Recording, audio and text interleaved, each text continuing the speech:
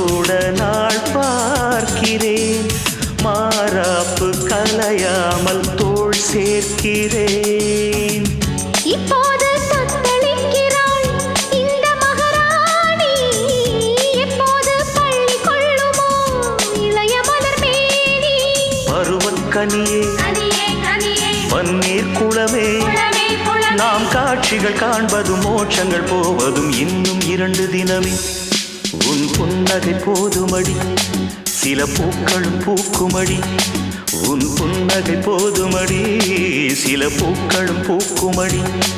உன் பார்வைகள் போதுமடி, பொன் பௌர்ணமி தோன்றுமடி. உன்